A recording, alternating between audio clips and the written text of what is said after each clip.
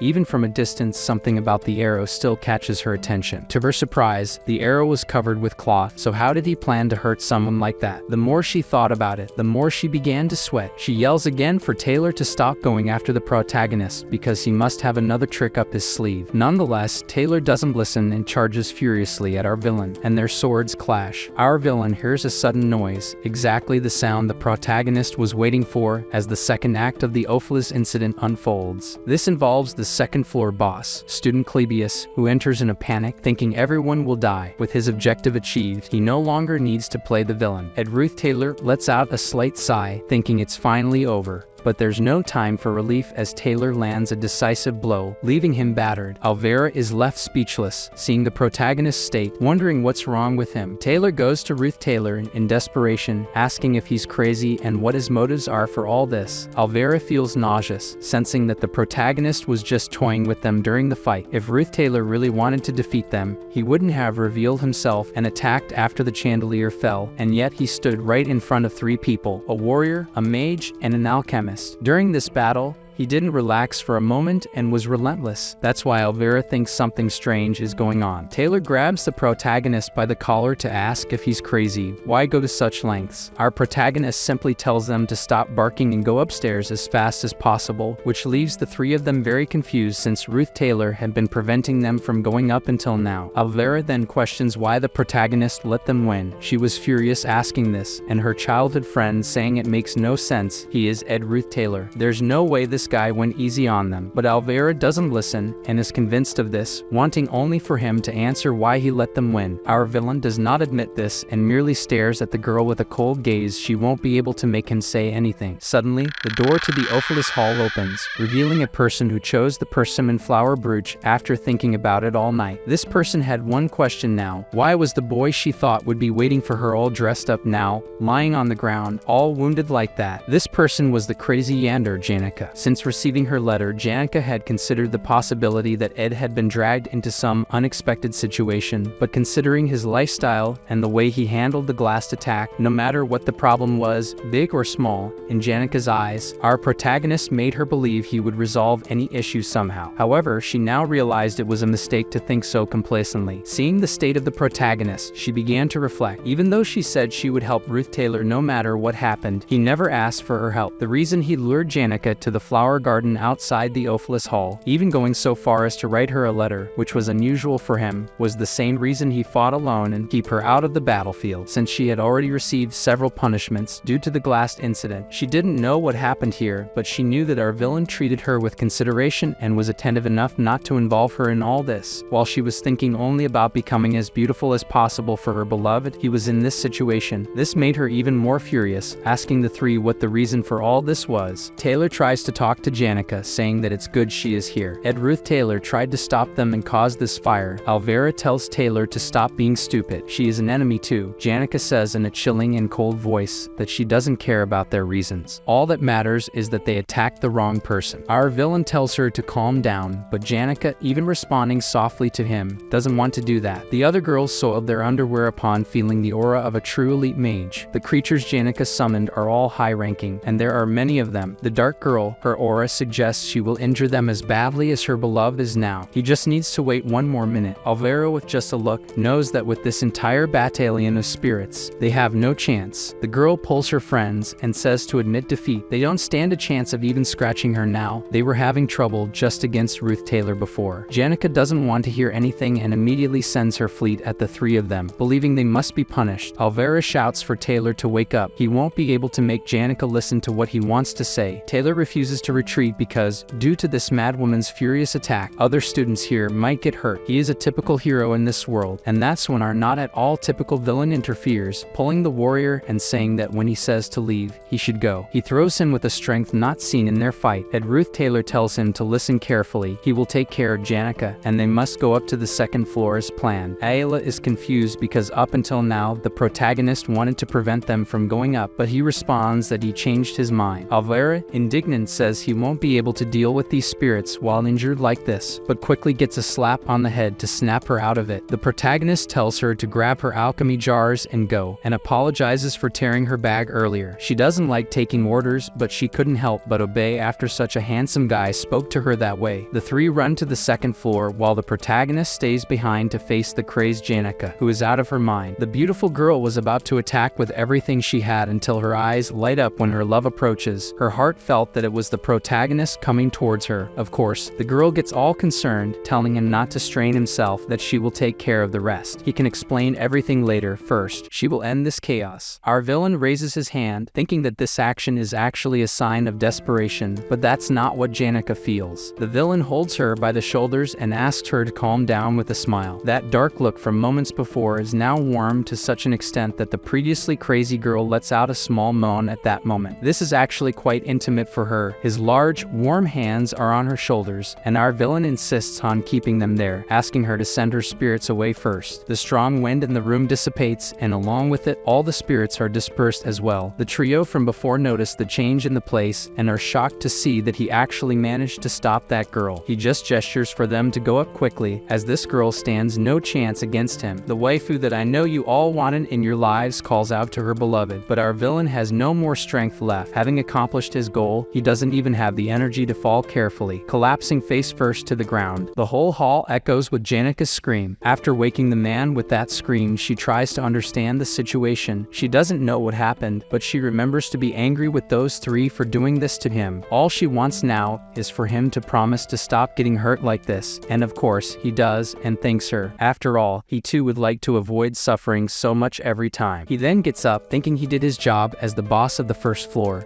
Now he can relax. But upon hearing Janica talk about a certain carriage she saw outside, a carriage with a golden crown, a slight worry crosses his mind. The golden crown is the symbol of the Elite Merchant Association, the adoptive father of Loretel, and the one who killed his biological father, the false boss who will disappear after losing to Loretel, the father of our waifu, the Golden King Elf. But the important fact is that his arrival at the academy earlier than expected means something is happening off the main story's tracks, something beyond our villain ED's knowledge. Watching from afar, the slender silhouette observing that newly arrived carriage is Loretel, asking the head maid if she also knows that mean-looking guy. Alice, the head maid, asks if she's talking about our protagonist whom they met at the camp. Loretel confirms, and Alice even makes a light joke, suggesting that Loretel has a thing for our protagonist. Loretel responds that our villain is quite cute, but that's not what she means. Rather, she had a feeling he was similar to Alice. On this, Loretel says she asked our protagonist if he could sympathize with someone like her, and his answer was not at all pleasant. He said she must take responsibility for the choices she made and left her mercilessly. That's why Loretel says people like them are doomed to hear such things from others. Alice, who had been the academy's head maid for about 20 years, started from scratch as an apprentice maid at 15. She proved very competent and became the manager of the Ophelis Hall. Most of Loretel's investments went there, and she spent a good sum to sway Alice from her righteousness. These losses created significant holes in Loretel's financial records, but she did not consider them wasteful. With a genuine smile, she tells Alice that she is very lucky to have someone like her by her side. Loretel found someone like her, someone who would abandon strict beliefs and values for a few gold coins, someone similar to herself. Loretel believes that only by knowing other broken people like herself can she stop feeling lonely, but regardless of her unhappy past or sad story, Loretel is clearly a villainous character, a hidden villain. She tells Alice that they will destroy the Ophelis Hall from the inside. As everything is going as planned, Loretel tells her accomplice that she will go to the storage room now, as she needs to play the role of the frightened innocent character who fled there. But unfortunately, folks, something went out of the girl's control. Alice draws her sword and says that a pitiful human like her, who never loved anyone or had anyone she could consider family, will be alone even in her death. Alice says she is not like her, and somehow, despite being terrified, Loretel expected this could happen. Meanwhile, on the second floor of the Ophelis Hall, the floor boss, Clebius, was controlled by Taylor through sheer force. On the third floor, the maid Kelly was defeated by the main group as well. Thus, Taylor and the group moved to the fourth and final floor, thinking that the only challenge they had faced so far during their ascent of the Ophelis Hall was against the first floor boss, our villain Ruth Taylor, who had even let them win. Upon hearing a scream from the fourth floor that scared even Alvera, they saw before them the visage of a person intoxicated with power, while the students who were part of this attack fled. The fourth floor boss, a hostage of the protective magic of Willain from the Ophelis Academy. The hall's self-defense system was now being used to attack the students themselves. As the battle took place on the fourth and final floor, people felt the tremors of the attacks and were terrified. Trembling and screaming in fear, wondering where the maids were at a time like this, the students decided to jump out of the hall windows, despite being on the upper floors. The entire situation turned into a catastrophe. Taylor's group struggled to face the hostage. Taylor asked Alvera if she had her night butterfly potion, which disrupts wizards' magic. The girl said it was useless because the source of the magic was an artifact, so she took the lead and used a weed reagent to block the boss's magical attacks. She assisted with defense and then kicked Clevius's butt to help Taylor defeat the fourth floor boss. After dodging dozens of spells, the hostage who was being forcibly used cried out as someone finally managed to defeat the artifact, causing a huge explosion on the fourth floor that was even visible from outside through the windows. Our villain saw this explosion from outside. Janica, still by his side, asked why he was still here. If he didn't treat his wounds soon, there could be complications. Our villain told her not to worry, that blood wasn't even his. The reason he remained lurking was to see this person arrive. Originally, the Golden King would be escorted by a large fleet of carriages, but his discreet approach told our villain that he had secret intentions here. This person wasn't supposed to be here now, so why? The MC knew that this carriage had been here for quite some time, but it was only leaving now. Was he waiting for the Ophelis Hall to be destroyed? Moreover, that person surprised our villain, the maid from the third floor, Shenny. She was one of the orphans raised by the head maid Alice. What our MC knew was that Alice had originally been bribed by Lortel, and Shenny was supposed to be the third floor boss. The MC then thought it would be impossible for Shenny to betray Alice, so the only alternative was the opposite, Alice betraying Lortel. If that were the case, there was only one possible future in this situation: Lortel's downfall. The villain Lortel engages in a political struggle with Phonia in Act 3 of the game, and is also the main ally of the protagonist against the Ruth Taylor family in Act 4. Our villain thought it was already difficult enough to take Toad's place as the first floor boss. Now would he have to take Lortel's role? The MC knew that was madness, so he had to resolve this too. For the first time, the protagonist said he had a favor to ask Janica, that it was urgent and he couldn't handle it alone. He didn't know how to explain it to convince her to help, but to his surprise, the girl agreed without questioning. She just told him to say what she needed to do. So listen carefully. Someone sent a letter to Elt informing him of Lortel's intentions to betray him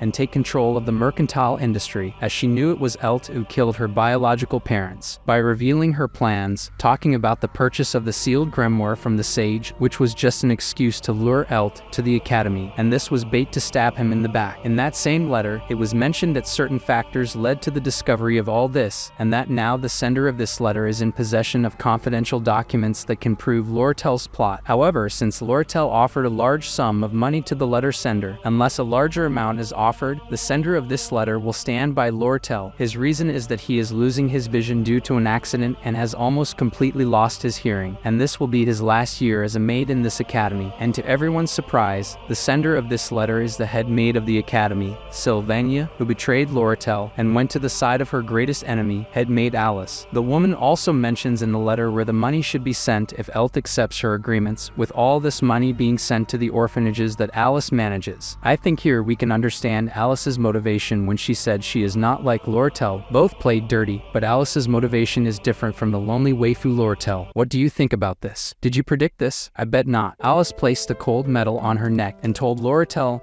not to move. Her adoptive father would arrive soon. The head maid remarks that she didn't expect to see that look on the girl's face. She thought Lortel was more composed. Alice says that Lortel claims to be seeking revenge on the Golden King, but in Alice's eyes, Lortel and her adoptive father are no different from each other. Lortel had no escape. All she could do was freeze in fear with the cold steel at her neck. That's when something heats up our favorite girl villain, an explosion, and the students group arrives at the scene. Alvera points out the responsible for this attack, and Taylor should be careful when defeating her alone. Lortel takes advantage of the situation and falls to the ground, claiming she is just a victim who was mistreated by the traitor Alice. The girl should just say she's okay and that Alice planned all this, but her face didn't match those words, and everyone is amazed amazed at her expression. What could be wrong with her? Lortel runs, covering her face from everyone. She now knows that the Golden King Elt is coming. That man trusts no one, so he must have come here himself. Lortel says the plan is almost complete. Elt will end up being responsible for the widespread tampering of the accounting books and the damage to this place, meaning he will be blamed for stealing and destroying Ophelis. She's never been closer. Now that he's here, Lortel just needs to send the carrier pigeons hidden in her room and hide. Everything will go right if she isn't caught. The lonely girl runs, motivated, but stops for a moment and remembers the words of our villain. If Alice is not like her, then there is no one in this world who understands her, which means as for Alice's betrayal, she expected it to be possible since she has been through it countless times. But the pain in her heart at this moment she has never felt before. Lortel melts into tears, and she even says it doesn't suit her. Since it's like this, she must do what she can to get to her room before Elt reaches the hall. At the same time, on the first floor of the main hall, Elt enters with his troop and then asks a person in front of him if he is a student and should leave here as soon as possible. The student, on the other hand, replies that due to a collapse, no one is allowed to enter there. This person is our third-rate villain from a game, Ed Roth Taylor. He says no one will climb those stairs now. Elt questions if it was the academy itself that gave these instructions to the student, and the MC says no, he is acting on his own while following the academy's rules. Our protagonist knows that only 3 people know the flow of history. Lortel, who wants to destroy Elt and take revenge on his childhood by taking his seat as mercantile president. Elt, who is here now determined to thwart Lortel's plans and buy the sealed grimoire from the wise woman, and using both at the same time, both Lortel and Elt, the maid Alice, the root cause of this plot twist in the story. The protagonist doesn't know Alice's motives for betrayal, but he knows she is on the 5th floor now, and knows that as the plot progresses, Taylor and his main group will run into Alice, and as our villain has already confirmed their abilities, Roth Taylor can trust them. This means he just needs to deal with the matter here, keep Elt out of the events in the Ophelis Hall to maintain the order of the main story. With that in mind, he shows that he recognizes the man in front of him. He is Elt Kelchin, the president of Elt Commerce, but he must go speak to the academy first. Elt then says he understands everything now. His dark aura takes over his face, and he asks if the boy is on Lortel's side. Look, 10 minutes ago, when our villain was with Janica and asked for a favor, he intentionally destroyed Jigsu's room wall and said that everything was in chaos. So why is he still in his room? The guy says it's not explosions that will disrupt his training, but because Ruth Taylor is out there destroying walls. Now it's going to be cold when he goes to sleep. Jigsu, when he realizes that Janica is also there, greets her properly. They haven't seen each other since the Glaskin incident. Janica apologizes for everything and seems disheartened by it. Jigsu says that's in the past and she has already been punished for it. Now, more importantly, he asks if they are now a couple. Janica, embarrassed and shy as she is, says it's not that, but seeing her beloved look that way, she wonders if it bothered him. The MC isn't bothered by it. It's Jigsu's fault for asking rude questions, and that's how he managed to ask Jigsu for a favor, and the MC would repay him later. So at the present moment, when Elt was facing our villain and questioning if he had fallen for Lortel's monotonous appearance, Elt says he might enjoy a few coins she offered him, but Elt asserts that Lortel has the cunning of a fox and stabs others in the back as soon as they turn around. He knows because he raised her. The Golden King even says he would love to pay twice the amount of gold coins that Fox offered. So Roth Taylor thanks for the offer, but they didn't promise him any gold coins. So what's the point of 00? Elt understands what the boy was trying to get at. If words weren't enough to convince him, force must be. Looking around, our villain was surrounded. He tried to escape, but it wouldn't be possible. That's when the 2 people arrived to help him. Jigsu and Janica attacked the soldiers. He asked the 2 to take care of this, and he will repay this favor later, and the 2 are not intimidated by the enemy they will have to face. They engage in combat, and that doesn't matter as much as our villain's objective. He should find Lortel and ask her about this situation, and after a moment of distraction, he realizes he's in the girl's path. Our villain wastes no time and asks if she hasn't managed to leave yet. The girl, of course, is shocked. She didn't expect to encounter this guy. Roth Taylor asks if she can run, and he'll help her. Let me tell you something, there's always a reason behind every goodwill and trust. Even the Elt store receptionist always acts as if he's flirting with Lortel because he hopes she'll provide some information. Katan, the mercantile employee, also gets very excited in front of Lortel because he always gets tips from her about something. The reason why the Academy bird clings so much to Lortel is that she always gives him the highest quality food. Lortel's world revolves around these twisted acts of kindness when they want something in return. So while running alongside replied Roth Taylor. The girl didn't understand the reason. The MC takes the opportunity to ask if she was betrayed by Alice. Distressed, Loratel couldn't stop thinking that it's her fault for all this. Janica Faylover grew up receiving love and kindness, and that's why she treats the world the same way. That day she saw Janica offer help to Ed Roth Taylor with a gentle and happy look, without wanting anything in return or greed, and that filled her with illusion, thinking she could feel that too. It was because she wanted to feel that too that she told her plans to Alice, thinking she could have that with her too.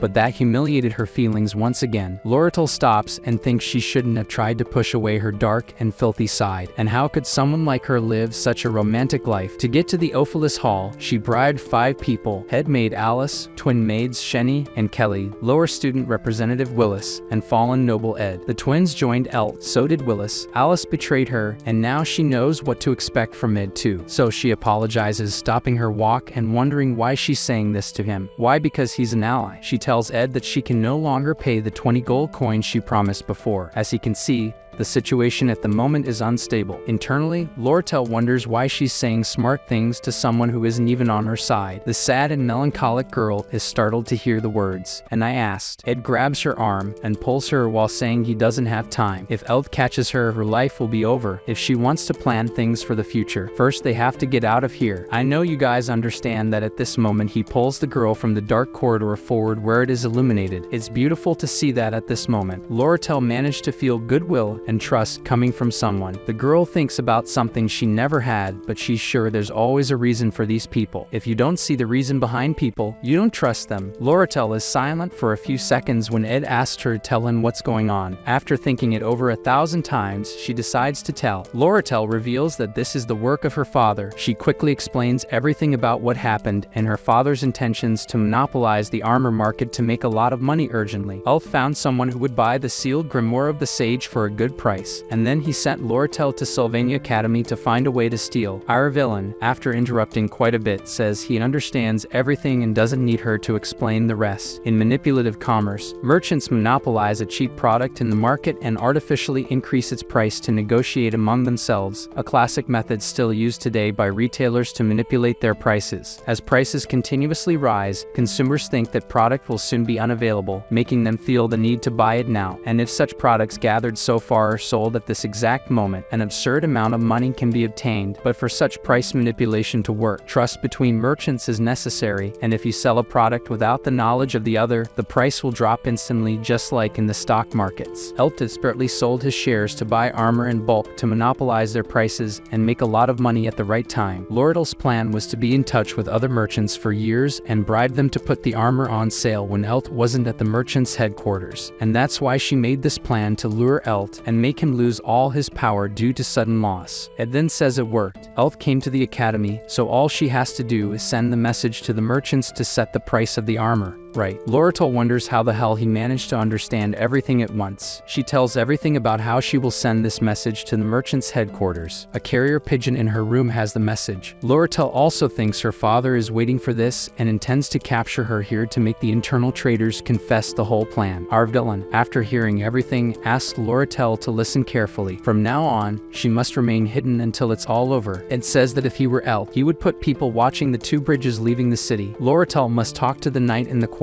and send an empty carriage to the Arkan Mountains and hide it well. This will make the soldiers think she is hiding in the Arkan Mountains. Meanwhile, she must hide in her unfinished cabin in the forest for 3 days. Our villain says he will send the carrier pigeon in her place. It's at this moment that Roth Taylor realizes something and grabs the girl and throws her against the wall. Someone is watching the back door. He will run to her room and take care of the people outside. She waits here until the person leaves and then flees to the dormitory. He took care of the matters without wasting time.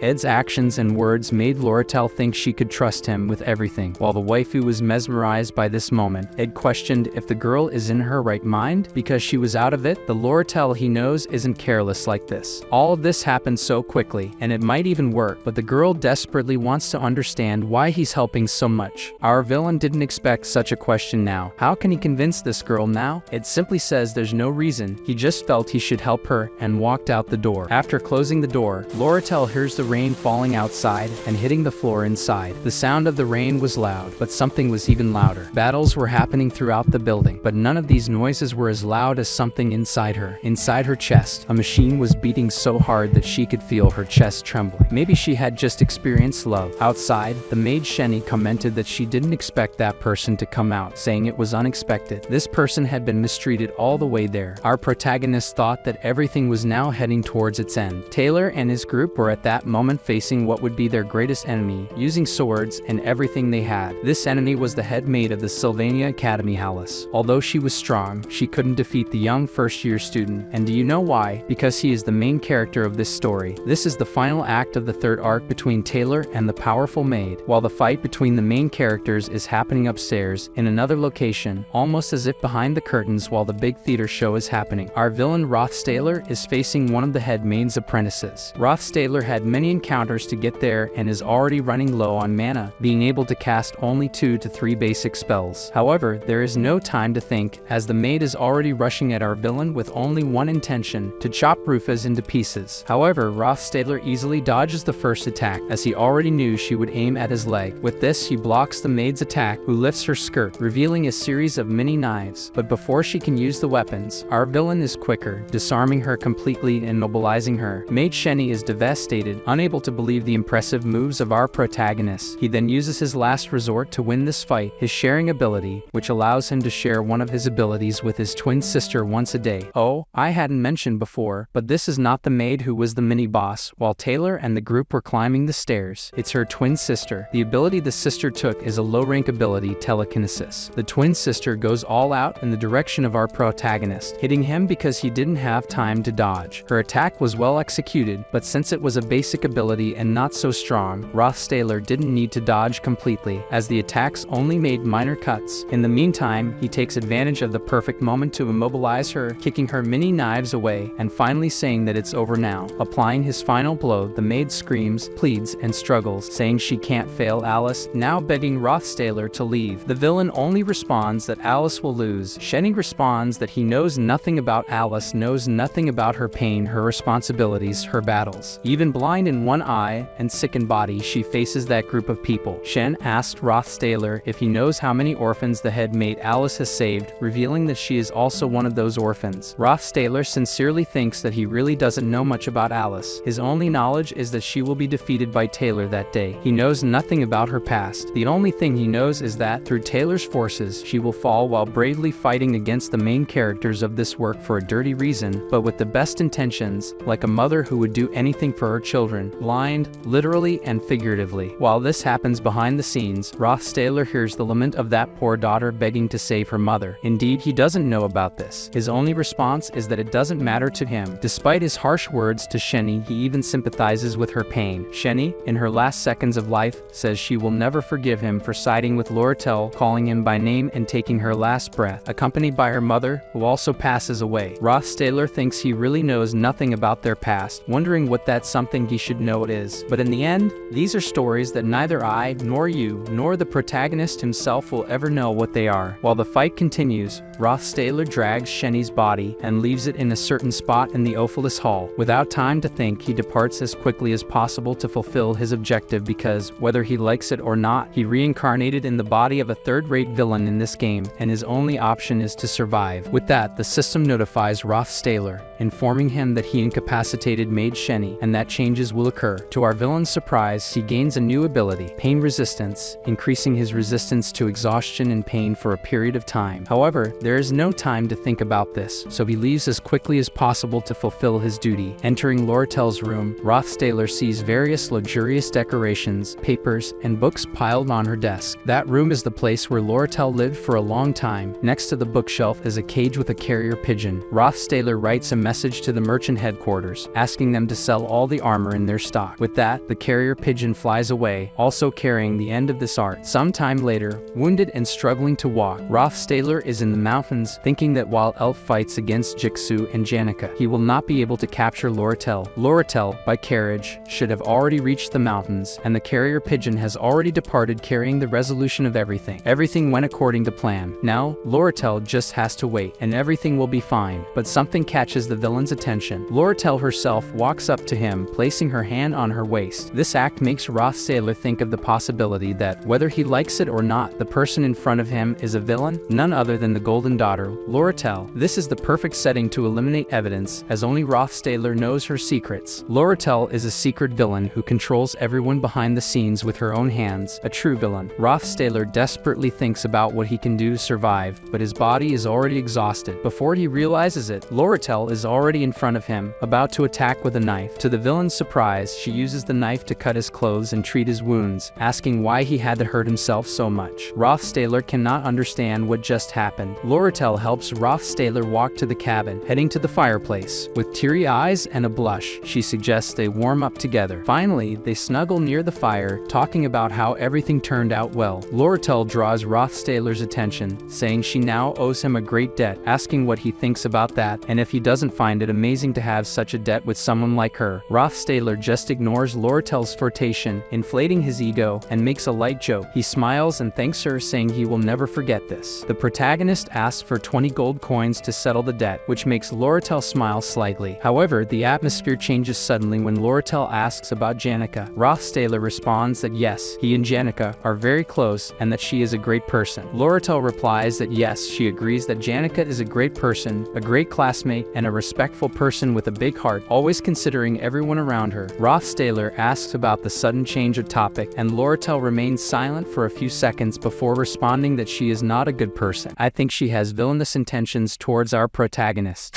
Elsewhere, at the same time, Uth received a report from his subordinates and left the academy as quickly as possible. Meanwhile, Jigsaw observes the situation, seeing the henchmen being made into cat's pawns by Janica. He asks Janica to stop her attack, but it seems this will not be the case. Jigsaw asks Janica if she is angry, while one of her spirits whispers something to her. After hearing this, Janica responds that she is not angry at all. I don't know which girl I like more, folks. Tell me, Janica or Loratel. With the end of the arc, that guy took the blame for all the attacks that occurred during the assault. Alice was taken to trial as the head of all these attacks, but throughout the trial, she didn't even open her mouth. Loratel, the most important character in this scenario, is now alongside Roth Sailor, hiding in the mountains. After all this headache, Roth Sailor gives a big sigh, as now it's time to rest. His abilities have also increased, unlocking 2 slots for advanced techniques. He wonders which abilities to use, thinking of spiritual infusion that increases his compatibility with spirits and magic engine, facilitating his daily needs. The combination of these 2 abilities will allow him to produce magical weapons. However, his thoughts are interrupted by Janica, who asks if he is okay. Roth Sailor asks if she didn't go to the academy, and she responds that she had a headache but took some time to rest. Conversation goes, conversation comes. Janica asks if Loratel is okay, and Roth Sailor just responds that yes, she is resting in her cabin, and I think that answer didn't please Janica. After all the tense situation, Loratel can finally breathe a sigh of relief, feeling the sun on her skin. She will have to wait 3 days after all that happened, and is now awaiting the merchant's responses. She has spent every night hiding in a small and cozy cabin in the forest. This whole situation is frustrating, but Loratel doesn't feel too bad, as she can see the cultivated and toned muscles of Roth Sailor while he acts like a lumberjack and catches her attention. Loratel loves being by the protagonist's side because for her, who lived distant from her own feelings, value only money, this moment has immeasurable value. However, all this mushy scene between Roth Sailor and Janica makes Loratel a bit nervous. Loratel, determined to play dirty in the game of love, plans to fill the small cabin with gold coins to catch Roth Sailor's attention, but she realizes this won't work because he is not impressed with money. Loratel thinks about trying to catch his attention with typical Tsundere phrases, but finds everything very embarrassing, as she spent her whole life focused on money and doesn't know how to interact with people. While thinking, someone calls her asking to move. It's Lucy, the little sleepyhead who had been missing. Lucy, full of sleep, arrives to take her afternoon nap. Roth Sailor picks up Lucy and puts her in the little house in the backyard, asking Loratel if she is okay and if she woke up well. Loratel observes the situation and wonders if Lucy always visits the cabin, realizing that there is another rival girl for the villain's heart.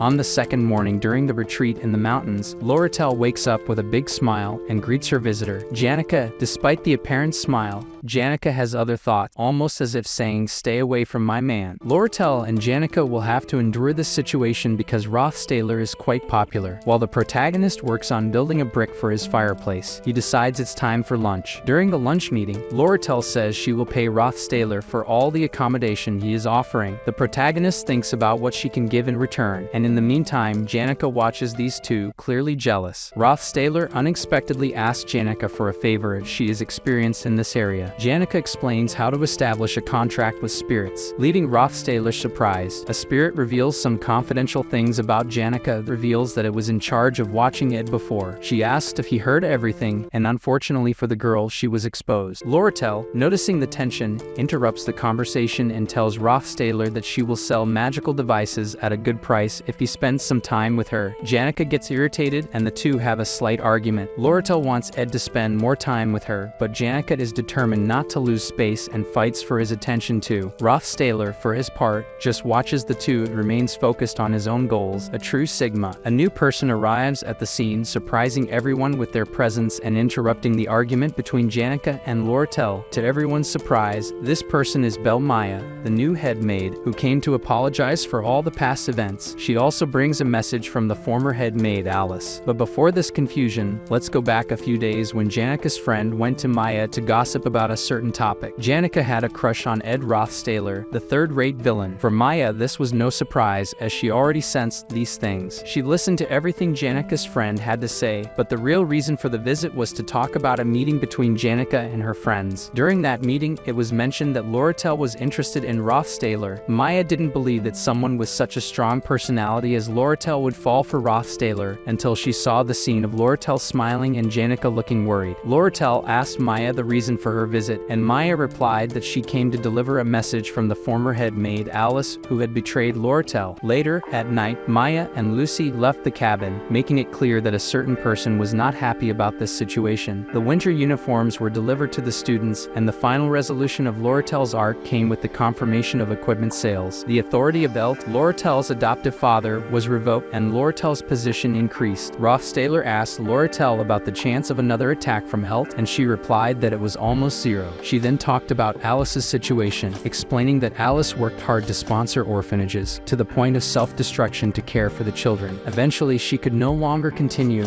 and gave her all for the plan, blindly followed by her maids. Loratel understood the reasons for Alice's betrayal, but in the mercantile world, sympathy doesn't exist, and any slip could be costly. Rothstaler gave Loratel a new perspective, asking her not to expose everything that happened behind the occupation of Awfulus Hall. Loratel smiled, keeping the letter she was carrying, and said that no one would know about the occupation. At the end of the retreat, Loratel prepared to leave, but before going, Ed gave her a torch and asked her to be careful. Loratel looked at him silently, surprised by Rothstaler's words, and commented that he seemed stronger. She adjusted his tie affectionately and said that he was still a simple student at Sylvania Academy. Pulling Rothstaler's collar, she gave him a passionate kiss, saying that he was becoming an attractive man, which caught the attention of other girls. Loratel thanked Rothstaler for his hospitality and told him to dream of her. Rothstaler, embarrassed, asked what she was talking about, and Loratel confidently replied that since he was so popular, she would make sure he was hers alone. She then said goodbye, stumbling and trying to hide her embarrassment, while Rothstaler watched her leave. Loratel's seductive skills were effective, and that night Rothstaler didn't sleep. Interpret that as you will. A while later, he reflected on everything that happened. He realized that his original plan of living a peaceful life without ambitions now seemed ridiculous and far from reality. With the arrival of autumn, in a certain tree in the middle of that beautiful forest, a girl surrounded by her spirits was alerted about a certain kiss between certain people, saying that she couldn't let things stay like this. She had already been warned that a certain person had a sweet and passionate kiss, and that the fox who stole the kiss knew well how to win people over. The girl, red with anger, asked what Rothstaler's reaction was after the kiss. Despite the hot kiss, Rothstaler's reaction was cold, which left her somewhat relieved, but her spirits encouraged her to go on the offensive, saying she shouldn't just feel relieved. Meanwhile, our villain was feeding his pet, Lucy, spicy food, which was cruel. He was training his skills and expanding the ingredients he could use, gradually increasing his status and dexterity. However, the biggest problem now was the lack of time, as with the start of classes, the time he had to develop his inventions was scarce. He used his time efficiently for his survival activities and to check the progress of future scenarios. Taylor was already part of the combat department, accompanied by his childhood friend, Princess Fiona, both progressing well, but soon they would have a discussion with Loratel. Rothstaler was also keeping an eye eye on Lortel's situation, who was smitten with him. But now there was something more important to check. The next boss, Professor Glass, and he was having a meeting with his assistant Claire Elf. The girl came to say that there was something hidden about the attack on Ophelis Hall and that there was another mind behind it. Glass, irritated, slammed the table and said he didn't want to hear theories and that she should find the culprit in 24 hours. She tried hard, and with all this responsibility on her shoulders, she found nothing. But upon checking the documents about that night many times, something caught the woman's attention, something strange about Ed Rothstaler. Then we return to our villain, who was talking to Lortel about promised magical devices. Lortel used all her charm to seduce him, but Rothstaler didn't pay much attention, which left her a bit frustrated. So she changed the subject and asked about his cabin, if it was ready. He said it was still missing a bit because things were a bit expensive for him. The girl didn't joke around when it came to money, and with that done, she climbed on the table and used all her beauty. Lortel asked if he liked the kiss from that day and said she saw him as a man wanting to use him. She said her help was for selfish reasons and that when she entered a battle, she entered to win. She admitted that she might not be able to contain herself and might attack him again. Lortel tried to maintain the appearance of a born negotiator but was embarrassed by her own advances. Later, Janica, super excited about Rufus' classes, advised him to focus on his magic and form a spiritual connection. Rothstaler made a summoning and established a connection with a low-rank spirit called Mug. The little Mug was motivated to serve Rothstaler. Janica explained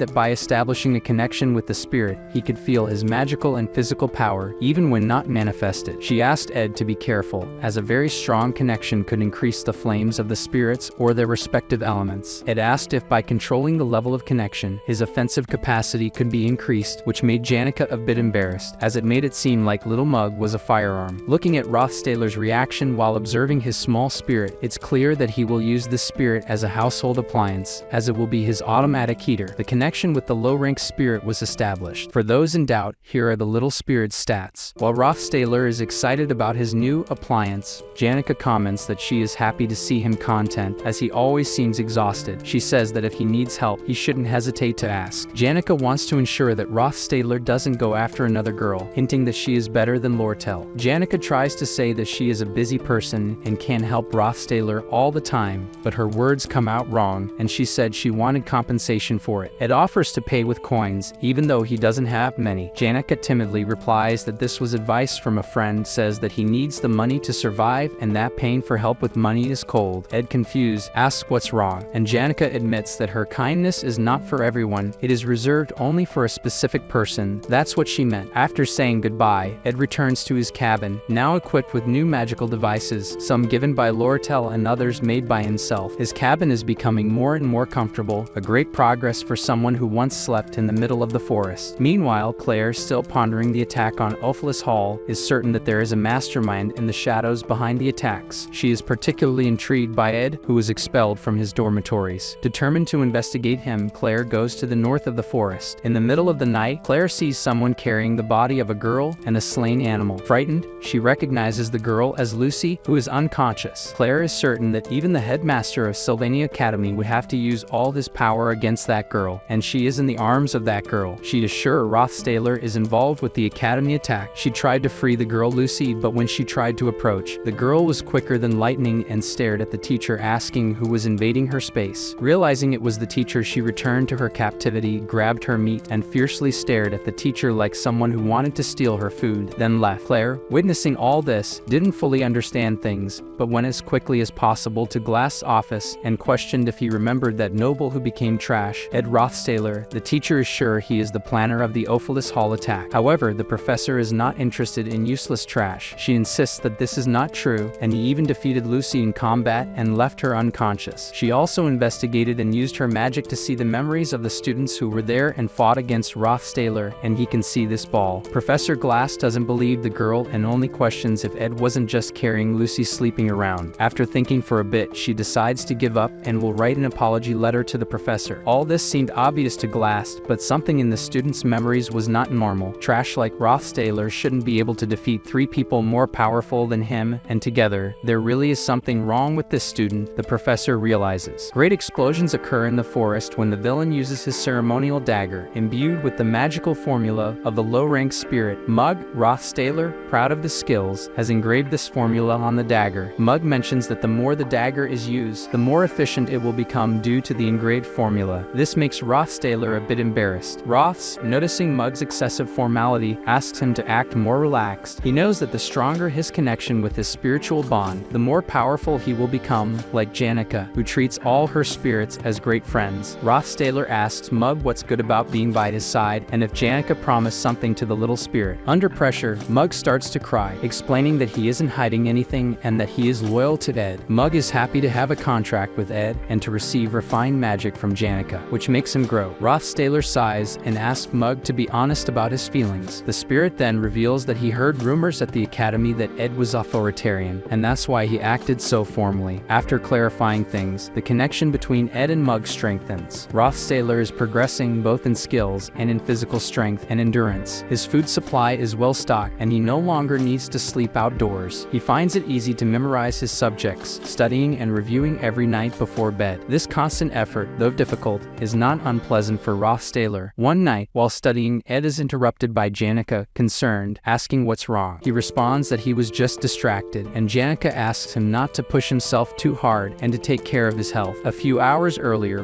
Rothstaler had received 3 different letters, one from the academy, another from the merchants, and the third of utmost importance. The third letter, which needs to be read carefully, reveals that the main story has been distorted. In the second act of the story, the sale of the sealed grimoire sparked a war between the Merchant Center and Sylvania Academy. However, with Elt's downfall, another person got involved, a relative of Rothstaler, interested in buying the sealed grimoire to gain eternal life. This relative, the patriarch of the Rothstaler family, is a strong boss who should appear only in the 4th act. If he gets the grimoire, his strength will be immense. The letter specifies suspicious actions of Crepin Rothstaler and is an invitation for Ed to discuss these matters. In another location, Fiona, the sender of the letter, reflects on the financial situation of Sylvania Academy. Being a private academy, it cannot provide financial support, facilitating the purchase of the grimoire by the Merchant Center. The academy's director asks Fiona for help, but she suspects how Crepin, Ed's father, is aware of these negotiations. One of the guards raises the hypothesis that Ed is reporting everything to his father, but a distant voice, belonging to Lortel, questions this assumption and asks for Fiona's attention. The princess doesn't see how this can be reasonable as far as she knows. Lortel hated her. Lortel responds that this is a very unfair accusation, as she would never hate the beloved, beautiful, and dazzling Princess Fiona. Anyway, Lortel is there to explain that Crepin's involvement must have been due to Elt, her father, and not by Ed himself. This catches the princess's full attention, as Crepin only got involved in all this due to the failure of her biological father's plan during the grimoire purchase, resorting to this only option. However, it is still very strange to Fiona, as at first, it seemed that the Rothstaler family